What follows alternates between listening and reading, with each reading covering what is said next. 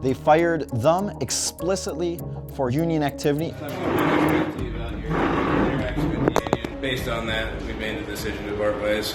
I mean, you guys know that's illegal, right? They made it clear from day one, they did not care about the law, they did not care about anything but their bottom line and their profits. These cannabis workers are trying to form one of Colorado's first growhouse unions. Their bosses started union busting immediately, firing and retaliating against them. Delays in the union election have only made things worse. Yeah, I'd like to send a message to the owners of Green Dragon and to Ease Cannabis Delivery, the billion-dollar company that bought Green Dragon. You can go to hell, you're gonna go to hell, and all of your money has been stolen off of the backs of the workers who actually did the work, and you do not deserve a dime that you have. Angelo Nickley worked at Green Dragon for just under a year. First day at the facility, I walked in and I looked around and immediately thought to myself, this place needs an OSHA inspection. There's scum puddles on the floor, the weed is molded and powdery and dusty and dried out. It is horrible. This has been raised to management continuously, and they refuse to provide us even with paper masks, let alone N95 masks or respirators. They do not care if their workers live or die. It just built and built and built until one day we were talking about starting a petition to demand a break room. And I said, screw a petition, why don't we start a union? Agricultural workers were excluded from the 1935 National Labor Relations Act, meaning that they're denied basic protections like the right to form a union. In 2021, Colorado expanded their state labor laws through the Agricultural Workers' Rights Bill to allow agricultural workers in Colorado to form a union. These are basic human rights that are denied to these people because they happen to work in this industry. That agricultural law being passed was a lifesaver in terms of our rights and our ability to be able to fight back legally against the Green Dragon Cannabis Company. It's official!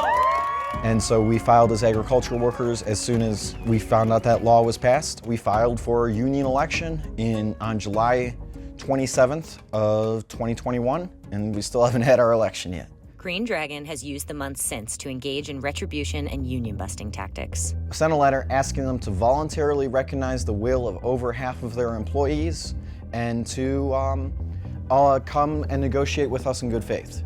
And in response to our letter, within the week, Green Dragon fired every single employee, rehired them back on as day-to-day staffers through a staffing agency called Staff Zone.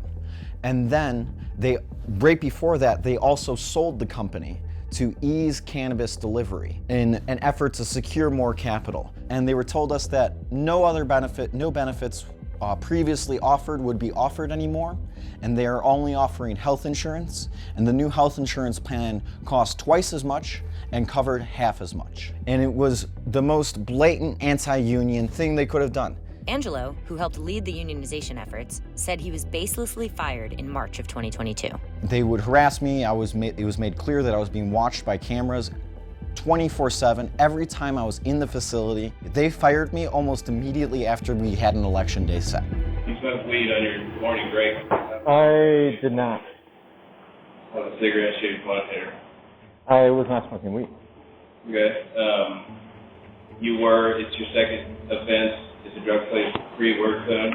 You're breaking state laws. You're breaking Green Dragon laws. You're breaking Staff Zone laws. You're wrecking my cars. You're a danger to others. You aren't even on time. Based on that, I'm asking you to leave the facility. They accused me of breaking them. That's not even my department. I've never been in that department. They never allowed me to step foot in that part of the facility. Just a week before a scheduled election, Green Dragon fired 2 data entry workers. They fired them explicitly for union activity. This was recorded on video. Last time we talked to you about your interaction with the union, whether it's your apparel and the pins or attending the sanctioned events at lunch or any of the above. Based on that, we made the decision to part ways. Yeah. This is Regina. If you have any questions or comments, we can go over that. I mean, you guys know that's illegal, right? Well, it's not. You're not part of the bargaining unit, which was explained to you by Ryan at the last conversation you had. So you're not eligible to participate as leader of management. Right? Oh, but I am.